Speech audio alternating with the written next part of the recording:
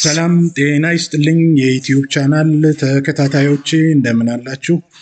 በዛሬው ዕለት ስለ ስሜታዊ ብልህነት ወይም ኢሞሽናል ኢንተለጀንስ ላይ ያተኮረ ትምህርት ይዤ ቀርቤያለሁኝ። ያው እንግዲህ እንደተለመደው ትምህርቱ ለሁላችንም ጠቃሚ በመሆኑ ምክንያት የዩቲዩብ ቻናሉን ሰብስክራይብ በማድረግ መጀመር ይኖርባችኋል። እንደዚሁም ደግሞ ቪዲዮውን እስከ መጨረሻ ድረስ በመከታተል የተለያዩ ቁም ነገሮችን የምንጨብጥበት እንደሆነ በመረዳት ማለት ነው። እንዲሁም አስተያየት ካላችሁ በዩቲዩብ ቻናሉ ኮሜንት ቦታ ላይ ማለት ነው ሀሳብ አስተያየታችሁን ማጋራት ትችላላችሁ። እንግዲህ ቀጥታ ወደ ምንማማርበት ርዕስ ስንመለስ ማለት ነው ስሜታዊ ብልህነት ወይም ኢሞሽናል ኢንተለጀንስ ወይም ኢኪው ምንድን ነው የሚለውን እንነጋገርበታለን ማለት ነው። እንግዲህ የዩቲዩብ ቻናል ተከታታዮች ስኬታማ ህይወትና ጠንካራ ግንኙነት መሰረት ማለት ነው የስሜታዊ ብልህነት በጣም አስፈላጊ እንደሆነ ያስተምረናል ማለት ነው። አሁን ቀጥታ ወደ ስሜታዊ ብልህነት ምንድን ነው ወይም ኢሞሽናል ኢንተለጀንስ ምንድን ነው ብለን ሁልጊዜ ጥያቄ ልናነሳ እንችላለን። ስሜታዊ ብልህነት ስንል እንግዲህ የራስን ስሜት በትክክል የመለየት እና የመረዳት ችሎታ ነው። አንድ ሰው የራሱን ስሜት በተገቢው መንገድ መለየት ከቻለ መረዳት ከቻለ ስሜታዊ ብልህነትን በሚገባ መረዳት ይችላል። የሌሎችን ሰዎች ስሜት የመረዳትና የማክበር ብቃት ነው። የራስን ስሜት ብቻ መለየት ወይም መረዳት ብቻ ሳይሆን የሌሎችንም ስሜት ማለት ነው በሚገባ ማወቅ፣ መረዳት፣ የማክበር ሁሉ ያጠቃልላል። ስሜት ለበጎ ዓላማና ለውሳኔ መጠቀም ጥበብ ነው። እንግዲህ ስሜታዊ ብልህነት ስንል መጠቀም ያለብን ወይም ስሜታችንን መገልገል ያለብን ለበጎ ዓላማ ለበጎ ውሳኔ የመጠቀም ጥበብ እንደሆነ መረዳት ያስፈልጋል። ጭንቀትንና ግጭትን የመቆጣጠር ስልታዊ ክህሎት ነው። ስሜትን የመቆጣጠር፣ ጭንቀትን የመቆጣጠር፣ ግጭትን የመቆጣጠር፣ በአስቸጋሪ ሁኔታ ውስጥ ራስን የማረጋጋት ችሎታ ማለት እና በግለሰቦች መካከል መልካም ግንኙነትን የመፍጠር ጥበብ እንደሆነ ስሜታዊ ብልህነት ያስረዳናል ማለት ነው። እንግዲህ በጥቅሉ የዩቲዩብ ቻናል ተከታታዮች የስሜታዊ ብልህነት ምንድን ነው የሚለውን በተገቢ መንገድ ለመግለጽ ተሞክሯል ማለት ነው። እንግዲህ ምስሉንም በሚገባ በመረዳት ስሜትም በተለይ ከአእምሮና ልብ ጋር የተገናኘ እንደሆነ ያስተምረናል ማለት ነው። እንግዲህ ተከታታዮች ቀጥሎ የምንመለከተው ምንድን ነው ብለን ስንወስድ ስሜታዊ ብልህነት ጥቅሞች ምንድን ናቸው? ስሜታዊ ብልህነት ወይም ኢሞሽናል ኢንተለጀንስ ኢኪው ማለት ነው የሚከተሉ ጥቅሞች አሉት። አንደኛው በስራና በትምህርት ላይ ውጤታማነትን ይጨምራል። አንድ ሰው ማለት ነው ወይም ግለሰብ የተሻለ ስሜታዊ ብልህነት ካለው በስራ ዓለም ወይም በተሰማራበት ወይም በትምህርት ላይ ማለት ነው የተሻለ ውጤታማ ይሆናል። ከሰው ጋር ያለን ማህበራዊ ትስስርን ያጠናክራል። የአእምሮ ጤናን ለመጠበቅና ጭንቀትን ለመቀነስ ይረዳል ማለት ነው። ስሜታዊ ብልህነት የመሪነት ብቃትን እና ተሰሚነትን በእጅጉ እያሳደገ ይመጣል። ይህ ማለት የሌሎችን ስሜት መረዳት ስንችል የራሳችንን ስሜት በተገቢው መንገድ ማወቅና መረዳት ከቻልን ማለት ነው። የራስን መተማመን በማጎልበት በራስ የመመራት አቅም በየጊዜው እያጎለበተ ይመጣል። በቤተሰብና በትዳር ህይወትም ውስጥ የተሻለ ሰላምን ሊያሰፍን ይችላል ማለት ነው። ስሜታዊ ብልህነት ጥቅም ከዋና ዋናዎቹ በጥቂቶቹ ማለት ነው። እነዚህን በቀላሉ መረዳት እንችላለን። እንዲሁም እንግዲህ የዩቲዩብ ቻናል ተከታታዮች አምስቱ የስሜታዊ ብልህነት ምሰሶዎች አሉ። ዘ 5 ፒላርስ ኦፍ ኢሞሽናል ኢንተለጀንስ ብለን ልንል እንችላለን። በመጀመሪያ ደረጃ ራስን ማወቅ ይሄ ሰልፍ አዌርነስ የሚባለው ነው። ይህ የመጀመሪያው እርምጃ ነው። አንድ ሰው ወይም ግለሰብ ማለት ነው በመጀመሪያ ደረጃ ራስን ማወቅ ሰልፍ አዌር መሆን መቻል አለበት። በተመሳሳይ መንገድ ራስን መቆጣጠር ሌላኛው ሁለተኛው የስሜት ብልህነት ምሰሶ ነው። ይህ ስሜትን ከመግዛት ከመቆጣጠር ጋር ይያያዛል። ሰልፍ ሬጉሌሽን ሰልፍ ማኔጅመንት ልንለው እንችላለን ማለት ነው። ሶስተኛው ተነሳሽነት ወይም ሞቲቬሽን የምንለው ነው። ሶሻል አዌር ግብ ላይ ለመድረስ መጣር ያካትታል ማለት ነው። አራተኛው እንግዲህ ርህራሄ ወይም ኤምፓቲ የሌሎችን ስሜት መጋራት እና ማህበራዊ ክህሎት ሶሻል ስኪል በተለይ ሶሻል አዌር የመሆን ያጠቃልላል ማለት ነው። እነዚህ 5 ምሰሶች ተቀናጅተው ውጤታማ ሰው ያደርጉናል። ስለዚህ 5ቱ የስሜት ብልህነት ምሰሶችን በሚገባ ማወቅ መረዳት ማለት ነው የተሟላ ውጤታማ ሰው ሊያደርጉን ይችላሉ ማለት ነው። እነዚህን በተገቢ መንገድ በህይወት የዕለት ከዕለት ተግባሮቻችን የምንፈጽማቸው የምንተገብራቸው ከሆነ ማለት ነው። እንግዲህ እያንዳንዳቸውን እንመለከታለን። ያው በየመካከሉ እንግዲህ የዩቲዩብ ቻናል ተከታታዮቼ ቪዲዮውን እስከ መጨረሻ ድረስ መመልከት ይኖርባችኋል። ስለ ስሜታዊ ብልህነት በሚገባ ለማወቅ ለመረዳት ማለት ነው። እንዲሁም የዩቲዩብ ቻናሉን በሰብስክራይብ እያደረጋችሁ እስከ መጨረሻው ድረስ እንድትከታተሉ ነው የምጋብዛችሁ። ራስን ማወቅ ወይም ሰልፍ አዌርነስ ስንል ምን ማለታችን ነው? እንግዲህ በምስሉ ላይ እንደምንመለከተው አንድ ሰው በመስተዋት ራሱን ሊመለከት ይችላል። ከዚህ ይነሳል ማለት ነው አንዱ ውስጣዊ ስሜቶችና ፍላጎቶችን በቅጽበት ማወቅና መረዳት ያስፈልጋል። ስሜቶች በባህሪው ላይ የሚያመጡትን ለውጥ በየጊዜው መከታተል፣ በየጊዜው መረዳት፣ ጠንካራና ደካማ ጎኖችን በሚገባ መግለጽ፣ የራስዎን እሴቶችና ኢላማዎች ጠንቅቆ መረዳት፣ ለነዚያ እሴቶችና ኢላማዎች በየጊዜው አላማዎች ማለት ነው በየጊዜው መስራት መተግበር ይኖርበታል። ሌሎች ሰዎች እርስዎን እንዴት እንደሚመለከቱት መገንዘብ ያስፈልጋል።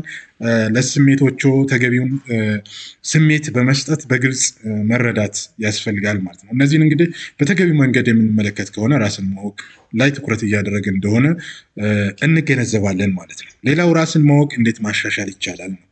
ራስን ለማወቅ በየቀኑ ስለሚሰማው ስሜት ማስታወሻ መያዝ፣ ዳያሪ መመዝገብ ያስፈልጋል። ታማኝ ከሆኑ ጓደኞቹ ግብረ መልስ መጠየቅ ያስፈልጋል። ብዙውን ጊዜ በኛ ሀገር እና በኛ አካባቢ ያልተለመደ ግን ደግሞ ብንተገብረው ውጤታማ ሊያደርገን የሚችል ታማኝ ከሆኑ ጓደኞች ግብረ መልስ መጠየቅ ያስፈልጋል። እንድታስተካክሉ እንድታሻሽሉ የምትፈልጓቸውን ነገሮች ምክር ሀሳቦችን መቀበል ማለት ነው። ከውሳኔ በፊት ለአፍታ ቆም ብለው ማሰብም ሌላው ራስን ለማወቅ ማሻሻል የሚያስችል መንገድ ነው። ስሜቶችን ሳያዳክሙ ወይም ሳይደብቁ ይመልከቱ። የሚሰማዎትን ስሜት በሰውነቶ ላይ የሚፈጥረውን ይለዩ። እንዲሁም ስለ ስሜቶቹ ምክንያት በየጊዜው ጥያቄ መጠየቅ ይኖርበታል። እንግዲህ ራስን ማወቅ እና ማሻሻል የሚቻለው በዚህ አይነት መንገድ እንደሆነ እንረዳለን ማለት ነው። ሌላው ራስን መቆጣጠር ወይም ሰልፍ ሬጉሌሽን ምንድን ነው? አሁን ራስን ለመቆጣጠር እየተነጋገርን እየተማማርን ያለ ነው። ስለዚህ እናንተ ደግሞ ዩቲዩብ ቻናሉን ሰብስክራይብ፣ ላይክ፣ ሼር እያደረጋችሁ ማለት ነው ራስን መቆጣጠር ወይም ሰልፍ ሬጉሌሽን የሚለውን እንማማራለን ማለት ነው። ይህን ከባድ ስሜቶች ሲመጡ ወዲያውኑ ምላሽ አይስጡ። ከባባድ ስሜቶች ሲጫነው ወይም ወደ አእምሮ ሲመጣ እነዚያን በተገቢው መንገድ መቆጣጠር ያስፈልጋል። ተገቢ ያልሆኑ ባህሪያትን የመግታት ብቃትን ያዳብሩ። ከሁኔታዎች ጋር በቀላሉ መለማመድ ያስፈልጋል። ከሁኔታዎች ጋር በቀላሉ ስንላመድ በተገቢው መንገድ ራሳችን እየተቆጣጠርን የሶሻል ኮሄሽን ወይም ኢንተራክሽን እያዳበርን እንመጣለን ማለት ነው። በችግሮች ውስጥ ተስፋ ሳይቆርጡ ጽናትን ያሳዩ። ስለዚህ ብዙውን ጊዜ ችግሮች ሊያጋጥሙ ይችላሉ። ሁልጊዜ ምን መሆን ይገባዎታል? መጽናት ያስፈልጋል። ለችግር የማይበገር መቋቋም ያስፈልጋል ማለት ነው። ታማኝነትና ስነ ምግባር መሰረት ያድርጉ። በተለይ ደግሞ በእያንዳንዱ ነገር መታመን፣ ስነ ምግባር ትኩረት ማድረግ ይጠበቅብዎታል። ስለዚህ ይህን ሲያደርጉ ራስዎን እየተቆጣጠሩ እንደሆነ ይረዳሉ ማለት ነው። ሌላው ስሜትዎን ወደ በጎ ስራ መቀየር ያስፈልጋል። በተለይ ደግሞ የበጎ አድራጎት ስራዎችን ሊያከናውኑ ይችላሉ። ይህንን በሚያደርጉበት ጊዜ ስሜትዎን በሚገባ እየተቆጣጠሩ እንደሆነ ይማራሉ፣ ይረዳሉ ማለት ነው። ሌላው ራስዎን የመቆጣጠሪያ ዘዴዎች ምንድን ናቸው? እንግዲህ በምስሉ ላይ እንደምንመለከተው በተለይ የትራፊክ መብራት ቀይ፣ ቢጫና አረንጓዴ መብራት አለ። ሁልጊዜ የምናስታውሰው ቀይ የሚያበራ ከሆነ መብራቱ ስቶፕ፣ ቢጫ ላይ ከሆነ ደግሞ ቲንክ ማድረግ ወይም ማሰብ እና አረንጓዴ ሲበራ አክት የሆነ ተግባር እንዳለ የሚያመላክተን ነገር አለ። ስለዚህ በረጅሙ መተንፈስ አእምሮን ለማረጋጋት ይረዳል። አንዳንድ ጊዜ ቁጭ ብለው ራስዎን እየተቆጣጠሩ ባሉበት ጊዜ በረጅሙ መተንፈስ ጠቀሜታ አለው። ከ1 እስከ 10 በመቁጠር ቁጣን ማርገብ የሆነ ቁጣ ስሜት ውስጥ የሚገቡ ከሆነ 1 2 3 4 5 6 7 8 9 10 ድረስ በመቁጠር ማለት ነው ማርገብ ያስፈልጋል። ከአስቸጋሪ ሁኔታዎች ለጥቂት ጊዜ ራቅ ማለት ገለል ማለትም ደግሞ ራስን የመቆጣጠሪያ መንገድ ነው። ስለ ሁኔታው አዎንታዊ ትርጉም ለመስጠት ይሞክሩ። ማለት ስለሚገጥመዎት ሁኔታ በተለይ ደግሞ ስለ አሉታዊ የሆኑ ጎን ከማመዘን ይልቅ አዎንታዊ የሆነ ትርጉም በመስጠት መተርጎም ያስፈልጋል። ሁልጊዜ ከማበረታታት መጀመር ጠቃሚ እንደሆነ እንረዳለን። መደበኛ የአካል ብቃት እንቅስቃሴ ደግሞ ማድረግ ውጥረትን ለመቀነስ ምሳሌ ነው ማለት ነው። ይህን መተግበር የአካል ብቃት መስራት፣ ስፖርት መስራት ራስን ለመቆጣጠር ያስችላል። ሁኔታዎችን ከመቆጣጠር ይልቅ ምላሽውን ይቆጣጠሩ ነው። ከሁኔታው ይልቅ ከኛ የሚወጣውን ላይ ትኩረት አድርገን መጥፎ ነገር እንዳይወጣን ወይም መጥፎ ቃላት እንዳንናገር ማለት ነው ራስን መቆጣጠር፣ ምላሽ ከመስጠት መያዝ ያስፈልጋል ማለት ነው። ሌላኛው በዚህ የምናየው ምንድነው? ተነሳሽነት ነው። ተነሳሽነት አንዱ የኢሞሽናል ኢንቴሊጀንስ ፒላር ነው፣ ከአምስቱ አንዱ ማለት ነው። ይህንን በምንድነው የምናየው? ገንዘብና ክብር ላይ ለውስጣዊ እርካታ ይስሩ ማለት መስራት ያለበት ለገንዘብ ወይም ለክብር ሳይሆን አንድ ሰው ስራ መስራት ወይም መከወን ያለበት ለውስጣዊ እርካታ ነው። ለውስጣዊ እርካታ ቅድሚያ ሲሰጥ ገንዘብና ክብር የሚባለው ነገር በኋላ ሊመጣ ይችላል ማለት ነው። ሌላው ግልጽና ሊደረስባቸው የሚችሉ ግቦችን ያስቀምጡ። በተለይ ደግሞ እያንዳንዳችን ማወቅና መረዳት ያለብን ግልጽ ግብ እና ሊደረስበት የሚችል ግብ ማስቀመጥ ጠቃሚ ይሆናል ማለት ነው። ተግዳሮችን እንደ መማሪያ እድሎች መመልከት። ሁልጊዜ ችግር ሲያጋጥም፣ ሁልጊዜ ተግዳሮት ሲያጋጥም እንደ መማሪያነት እንደ ትምህርት ነው መወሰድ መቻል ያለባቸው እንጂ ተግዳሮቶቹ እንደ መሰናክል ተይዘው እኛን ወደታች ጎተው እንደሚያወርዱን አድርገን መመልከት የለብንም። እንግዲህ ተራራ የምንወጣ ከሆነ እስከ መጨረሻው ድረስ መጓዝ ያስፈልጋል። ለራሱ ጠንካራ ፍላጎትና ፍቅር ሊኖር ይገባል። ምክንያቱም ለራስ ፍቅር ከሌለ የራስ ፍላጎት በሚገባ ራስን ማናነሳሳ ከሆነ ሌሎችን በቀላሉ መንገድ ላናነሳሳ እንችላለን። በቀጣይነት አዳዲስ ነገሮችን ለመማር ደግሞ ሁልጊዜ መጣር ያስፈልጋል። እንግዲህ ዓለም በተለያዩ ጊዜ የተለያየ አዳዲስ ነገር እየመጣ ነው ያለው። ለነዛ ነገሮች ቅርብ መሆን ያስፈልጋል፣ መማር ያስፈልጋል፣ ማወቅ መረዳት ያስፈልጋል።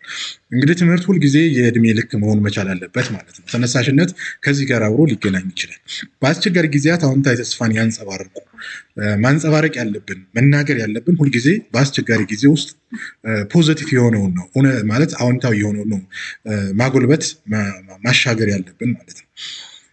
እንግዲህ የተነሳሽነት መገለጫዎች ምንድን ናቸው ብለን ስንወስድ ማለት ነው እንዲሁ አሁን እናንተ እያዳመጣችሁ ዩቲዩብን እየተከታተላችሁ ማለት ነው ሰብስክራይብ ስታደርጉት፣ ይህን ቪዲዮ ሼር ስታደርጉት፣ ላይክ ስታደርጉት እና ኮሜንት ስታደርጉ ማለት ነው የእናንተ ቪዲዮውን የማዳመጥ ተነሳሽነት እየጨመረው፣ በዚህ ሂደት ውስጥ ደግሞ ትምህርት እያገኛችሁ እንደሆነ እንረዳለን። ስለዚህ መገለጫው አንዱ ነው። ምንድነው? በተግባር ላይ ያላችሁን ቁርጠኝነት ከፍተኛ ነው። ተግባር ላይ ቁርጠኛ ይሆናሉ። በስራቸው ላይ ከፍተኛ ጥረትና ጥንቃቄ ያደርጋሉ። ስለሚሰሩት ስራ በተገቢ መንገድ ጥረት ያደርጋሉ፣ ጥንቃቄ ያደርጋሉ። ባለራዕይና ለወደፊቱ ብሩህ አመለካከት አላቸው።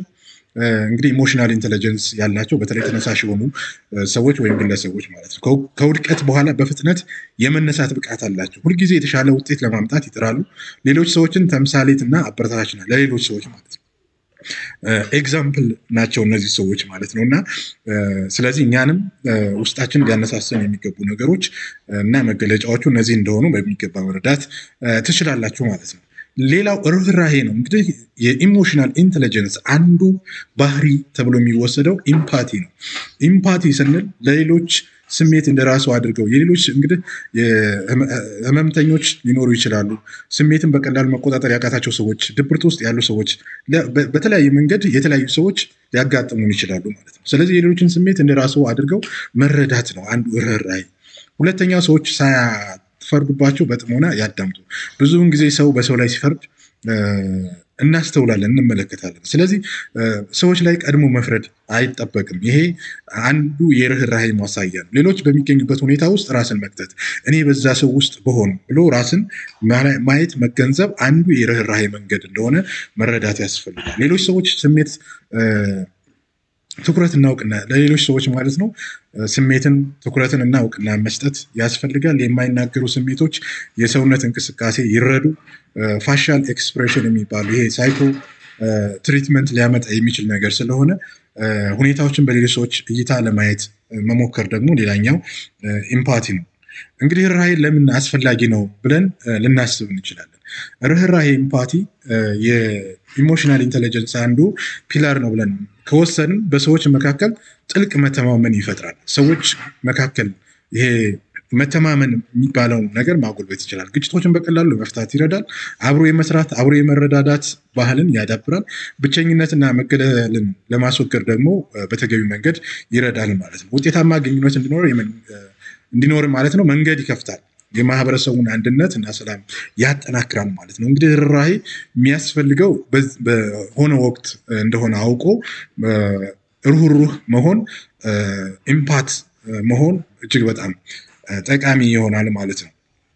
ሌላው የኢሞሽናል ኢንተለጀንስ ምሰሶ ወይም ፒላር ሶሻል ስኪል ነው። ሶሻል ስኪል ወይም ማህበራዊ ክህሎት ልንለው እንችላለን። ሀሳብን በግልጽና በብቃት የመግለጽ ችሎታ ነው። በተለይ ደግሞ ሰዎች አንድም ሁለትም ወይም ከዛም በላይ የሆኑ ቲም ወይም እንደ ማህበረሰብ በማስ ደረጃ ማለት ነው መግለጽ የምንፈልገው ነገር በተገቢው መንገድ ለመግለጽ ያስችለናል። ይሄ ማህበራዊ ክህሎት ማለት ነው። ስለዚህ በብቃት ለመግለጽ ያስችላል። የቡድን ስራን የመምራትና የማስተባበር ብቃትንም በተገቢ መንገድ ሊያሳድግ ይችላል።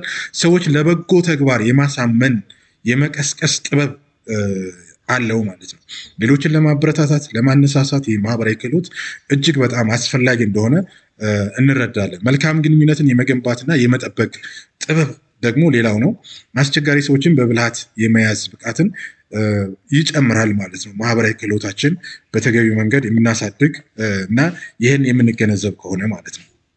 እንግዲህ ጤናማ ግንኙነት መገንባት በተለይ በማህበራዊ ክህሎት ሶሻል ስኪል ከኢሞሽናል ኢንቴሊጀንስ አንጻር ማለት ነው በግልጽነትና በታማኝነት ግንኙነትን መጀመር ያስፈልጋል። በግለሰብ ደረጃ ሊሆን ይችላል፣ በቡድን ወይም እንደ ማህበረሰብ ሊሆን ይችላል ማለት ነው። ለሌሎች ሰዎች ጊዜ እና ትኩረት መስጠት፣ ለሰዎች ስኬት እውነተኛ ደስታን ማሳየት ጤናማ ግንኙነትን ለመገንባት ሌላው መንገድ እንደሆነ እንረዳለን። የሌሎችን ግላዊ ድንበር ማክበር ያስፈልጋል። እያንዳንዱ ግለሰብ የራሱ የሆነ ድንበር ወሰን አለው። ስለዚህ የዛን ሰው ግላዊ ድንበር ወይም ባውንደሪ የምንለው ማለት ነው ማክበር ያስፈልጋል። ይቅርባይነትና መቻቻልን መሰረት ማድረግ፣ የጋራ መግባባትና መከባበርን ቅድሚያ መስጠት ያስፈልጋል ማለት ነው። ስለዚህ ጤናማ ግንኙነት ለመገንባት እነዚህ ነገሮች አስፈላጊ እንደሆኑ እንረዳለን። በተለይ ደግሞ የኢሞሽናል ኢንቴሊጀንስ ወይም የስሜታዊ ብልህነትን ኢኪው ማለት ነው ከአይኪው ምንድነው ያላቸው ልዩነት ብለን መጠየቅ ያስፈልጋል። እንግዲህ የኢሞሽናል ኩዌሽንት እና ኢንቴሊጀንስ ኩዌሽንት ማለት ነው ምንድን ነው ብለን እንትን ስንል አይኪው ብዙውን ጊዜ የአእምሮ እውቀትና አመክንዮን ይለካል ማለት ነው። ይሄ አይኪው። ኢኪው ግን ስሜትን የመረዳትና የመቆጣጠር ብቃት እንደሆነ መረዳት ያስፈልጋል። አይኪው ስራ ለመያዝ ይረዳል። ኢኪው ግን በስራው ለመቀጠል ያስረዳል።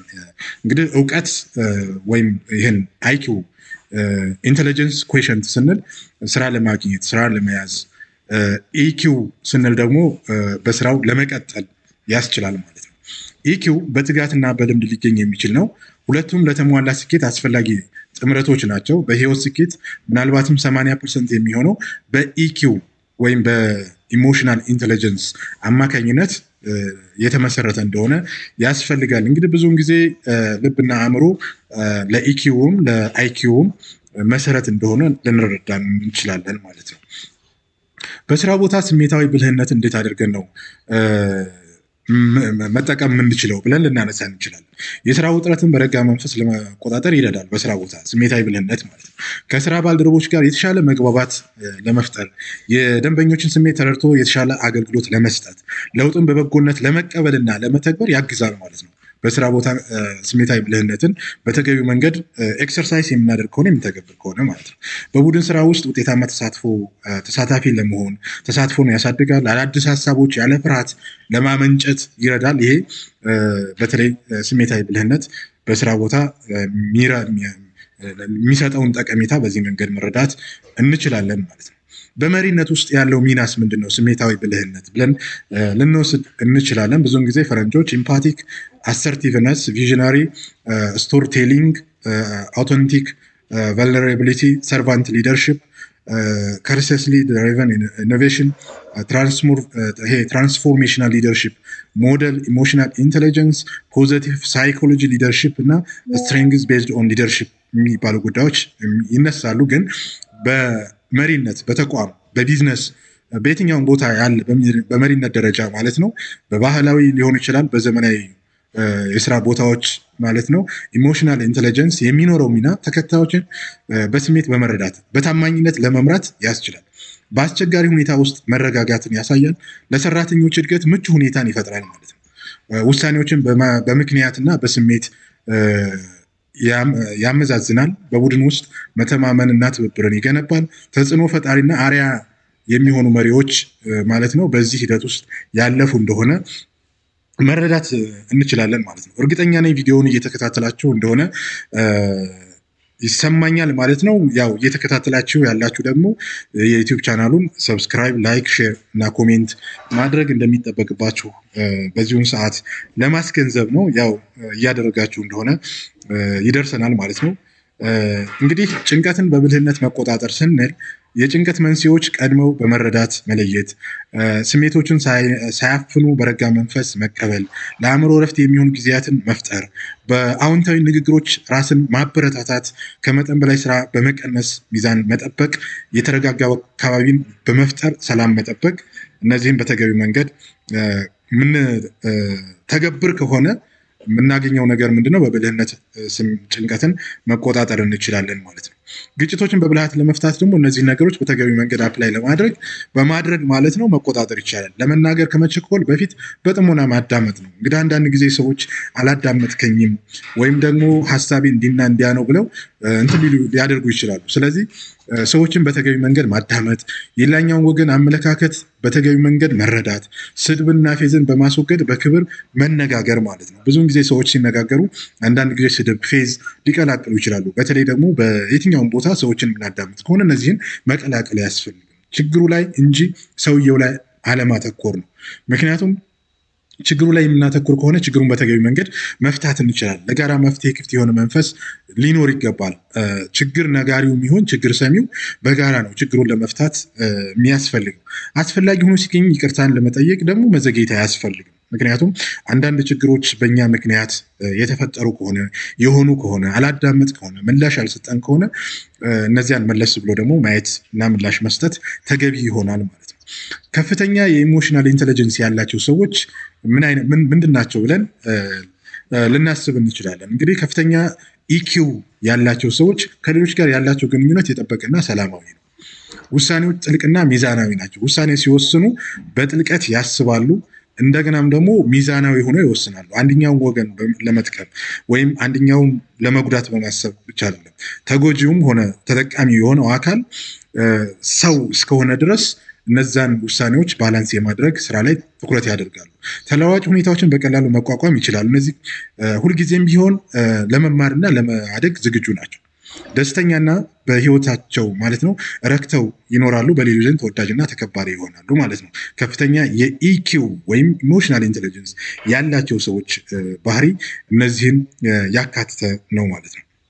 ኦኬ፣ በሌላ መንገድ ደግሞ ሳይን ኦፍ ሎ ኢሞሽናል ኢንቴሊጀንስ ወይም ዝቅተኛ የኢሞሽናል ኢንቴሊጀንስ ያላቸው ሰዎች ምንድን ናቸው ብለን፣ አንደኛው በቀላሉ መበሳጨትና ቁጣን መቆጣጠር አይችሉም ማለት ነው። ዝቅተኛ ኢሞሽናል ኢንቴሊጀንስ ያላቸው ሰዎች።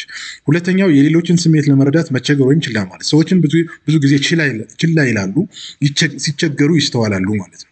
ሌላ ሁልጊዜ ሌሎችን መውቀስ እና ጥፋትን አለማመን፣ የራስን ችግር መደበቅ፣ ሌላውን መውቀስ፣ ምናልባትም ጥፋተኛ ሆኖ እንኳን የሆነ ግለሰብ ጥፋቱን ላያምን ይችላል ማለት ነው።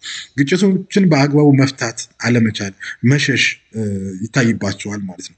በሰዎች መካከል የመግባባትና የመቀራረብ ችግርም ሌላው የዝቅተኛ የኢኪው ምልክት ነው። ለስሜት ተገቢ ያልሆነ ምላሽ በድንገት መስጠት፣ አክሲደንታል የሆነ ምላሽ መስጠት ማለት ነው ይታይባቸዋል። እነዚህ ዝቅተኛ የኢሞሽናል ኢንቴሊጀንስ ወይም የስሜታዊ ብልህነት ልህቀት ምልክት ያለባቸው ግለሰቦች ማለት ነው። ኦኬ፣ አሁንም ያው ሰብስክራይብ እያደረጋችሁ እንደሆነ ተስፋ አድርጋለሁ። ቪዲዮውንም እስከ መጨረሻ ድረስ እየተከታተላችሁ እንደሆነ ማለት ነው ብዙ ትምህርትና ቁም ነገሮችን እንዳገኛችሁ በተመሳሳይ መንገድ ያው ተስፋ አድርጋለሁኝ። ዕለታዊ ኢሞሽናል ኩዌሽንት ልምምድ ምንድነው? የኢሞሽናል ኢንቴሊጀንስን እንዴት አድርገን ነው ማሳደግ የምንችለው በግለሰብ ደረጃ ወይም በእያንዳንዳችን ደረጃ ብለን ስንወስድ ቢያንስ በየቀኑ ማለት ነው 3 ስሜቶችን ስም መስጠት ያስፈልጋል፣ መመዝገብ ያስፈልጋል ማለት ነው። ቢያንስ አንድ ሰው በትኩረት ለማዳመጥ መሞከር ያስፈልጋል በቀን ማለት ነው። እንደዚሁም ከመናገሩ በፊት ለአፍታ ቁም የማለት ልማድ ይኑሮት፣ ሌላውን ማዳመጥ ያስፈልጋል ማለት ነው። በቀን ውስጥ አንድ መልካም ተግባር ሰርተው እውቅና መስጠት ያስፈልጋል። ለአንድ መልካም ተግባር እንግዲህ ዲያሪ ላይ መዝግበው ሊሆን ይችላል፣ ማስታወሻ ላይ ይዘው ሊሆን ይችላል። እንግዲህ ያንን መልካም ተግባር በመስራቱ እውቅና ለራስዎ ነው እንጂ የሚሰጡ ለሌላ አይደለም። የራስዎን ስሜት ሁኔታ በየሰዓቱ መገምገም ያስፈልጋል። ምን ላይ ነው ያለሁት? ምን እያደረኩ ነው? የሚሉትን ነገሮች ራስን መጠየቅ ያስፈልጋል። ከመኝታ በፊት የቀን ውሎን በጥሞና መገምገም ያስፈልጋል ማለት ነው። እንግዲህ ኢሞሽናል ኢንተለጀንስ እና የኢኪው እና የአእምሮ ጤናን ስንመለከት በተለይ ደግሞ ኢሞሽናል ኢንተለጀንስ ለአእምሮ ጤና እጅግ በጣም ጠቃሚ እንደሆነ ያስረዳል ሳይኮሎጂው ማለት ነው። ስለዚህ ጭንቀትና ፍርሃትን ለመቀነስ ይረዳል። አዎንታዊ አመለካከትን በማሳደግ ደስታን ይፈጥራል። የራስን ማንነት በመቀበል ሰላም እንዲሰማን ያደርጋል። ከድብርትና ከመሰል ችግሮች ለመውጣት ያግዛል ማለት ነው።